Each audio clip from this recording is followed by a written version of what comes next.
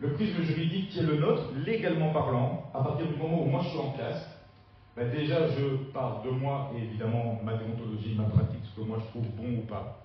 Certains vont dire j'aimerais bien qu'il y ait à corriger ma classe, d'autres vont dire ce genre de questions.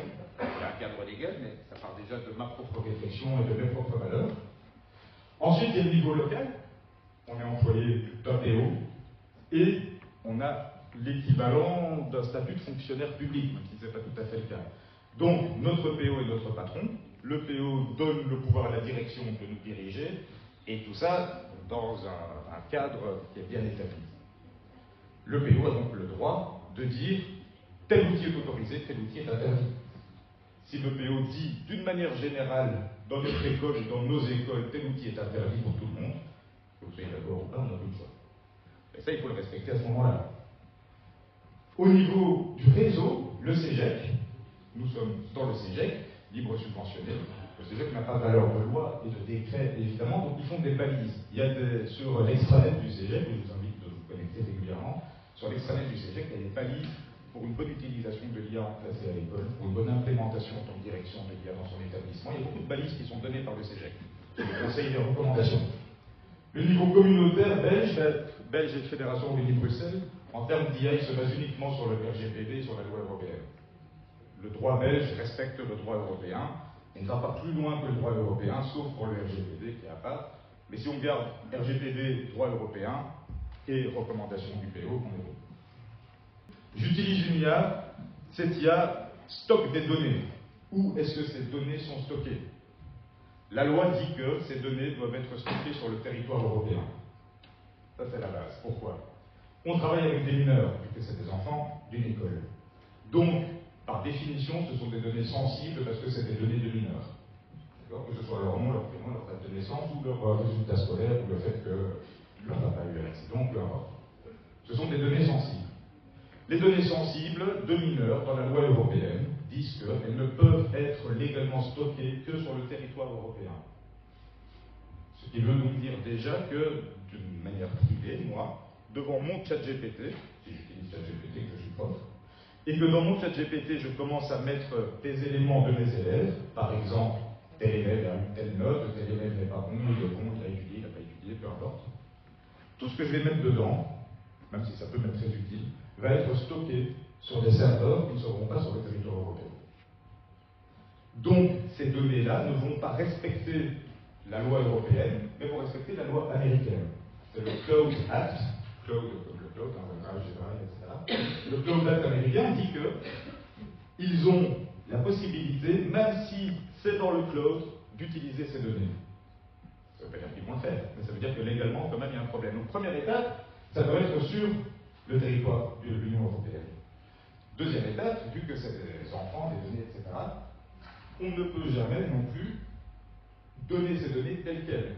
Il faut passer par une phase d'anonymisation, on dit. Il faut les rendre anonymes. C'est pas facile à dire, hein, je vous le dis.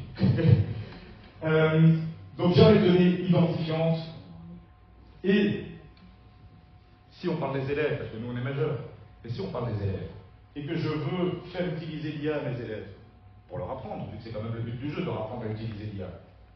Première chose, tous les outils d'IA sont interdits aux moins de 13 ans. Moins de 13 ans. Déjà en première secondaire, ça risque d'être compliqué pour certains. Et quand je dis interdit, c'est dans les conditions d'utilisation de chacun. Tous les outils qui existent, dans toutes leurs conditions d'utilisation, on ne peut pas s'y inscrire avant 13 ans, c'est strictement interdit. Donc nous ne pouvons pas dire aux élèves de 12 ans ou de primaire de le faire. Forcément. Ensuite, pour la plupart d'entre eux, ChatGPT, Gemini, Mistral, c'est interdit aussi aux moins de 18 ans. Sauf avec l'accord parental. Concrètement, ça veut dire quoi? Mon fils a 15 ans. D'accord? Il s'inscrit sur Google, il s'ouvre une adresse Gmail. À son âge, il n'a plus besoin d'un family link, il n'a plus besoin d'accord parental, il a la possibilité de se créer son adresse Gmail. Il crée son adresse Gmail, sur son Gmail, il veut aller voir Gemini pour taper sur l'IA. Gemini ne lui est pas accessible.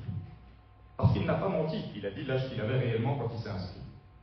Évidemment, la plupart des élèves et des jeunes s'en rendent compte et donc zappent la phase de la date et donnent une date qui fait que On disait que j'avais plus que 18 ans, que j'y avais accès. Mais en vrai, ce qu'il faut, c'est l'accord parental. L'accord parental jusqu'à 18 ans. Pour ChatGPT, pour Mistral, pour Gemini, pour Claude, il faut l'accord parental. Ce qui veut dire que le gamin ou la gamine, quand elle coche « j'ai lu et j'accepte les conditions d'utilisation », c'est sous-entendu dans la machine que papa ou maman est derrière, et a lu, et a coché, et a accepté. Aucune vérification évidemment possible.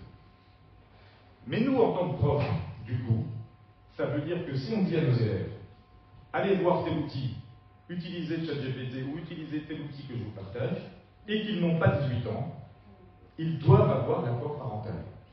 Ce qui veut dire concrètement qu'on devrait passer par une étape précédente, nous, profs, ou nous, école, en tant qu'institution, peu importe, c'est de faire des chartes, comme on fait signer les parents qui acceptent tel ou tel règlement.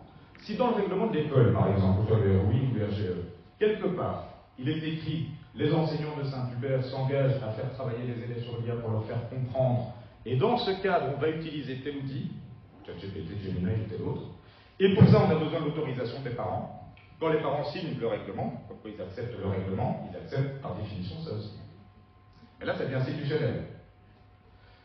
Individuellement, moi dans ma classe, avec mes élèves, ou dans votre classe avec vos élèves, vous pouvez faire la même chose individuellement. Moi, dans mon cours de français, de maths, de sciences, je vais apprendre à mes élèves à utiliser l'IA d'une manière responsable, etc. Je rédige une lettre aux parents de ma classe, de mes élèves, en leur expliquant mon projet pédagogique. Vu l'IA, je voudrais leur apprendre à utiliser, etc. Pour ça, on a besoin d'un accès à ChatGPT, par exemple, ou à Gemini. Et pour ça, chers parents, vous devez donner votre autorisation.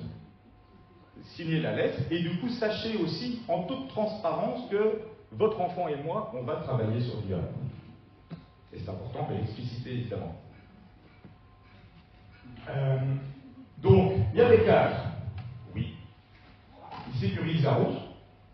Le but, c'est pas qu'ils bloquent la route, mais ça sécurise la route pour qu'on se sente en sécurité, nous et eux, normalement.